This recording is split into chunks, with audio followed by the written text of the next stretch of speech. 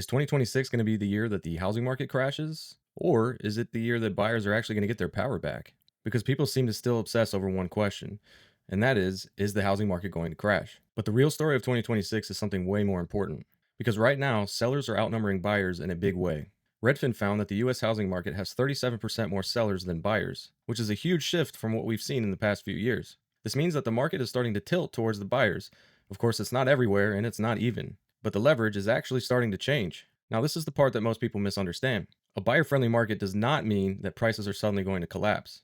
It does mean, however, that we are going to see things that we haven't seen very much of in the past few years. Things like price cuts or easier negotiations, maybe even seller credits. So, what does 2026 actually look like? First off, mortgage rates. Most major forecasts are basically saying that we're going to be in around the low 6% for 2026. Realtor.com expects about 6.3, and Redfin is basically saying the same thing. So yes, it is a little bit of relief from the pain that we have seen, but we're not returning to the magical 3% rates again, at least for now. Number two is that inventory is actually slowly starting to come back. Realtor.com projects a 9% increase year over year in 2026. That matters, of course, because it creates more options, and more options means more leverage. And of course, number three is prices. If you're still waiting for a national crash, it's just not going to happen. No forecast actually points to this. Realtor.com expects prices to actually increase by 2.2%, while Redfin is saying it might be more like 1%, so at least a little flatter. But this, of course, is not a free fall. It's more like the market is kind of stabilizing. So the real headline of 2026 is that it's not a crash, it's more like a reset. It's going to be a slower market. You're going to have more normal negotiations and a little bit more balance. But I want to be super clear about something, and this is where people get burned online. National headlines do not buy houses. It's local markets that do that.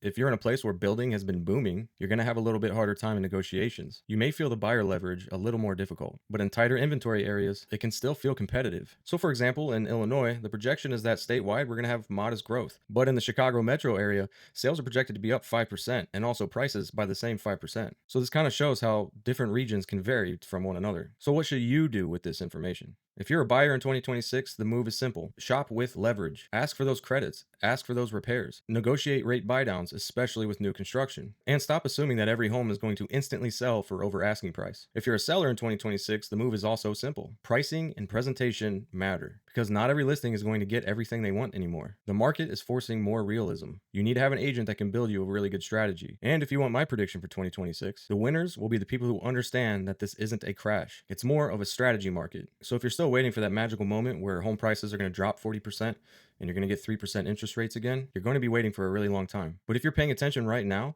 2026 is giving something buyers haven't had in a long time, and that's leverage.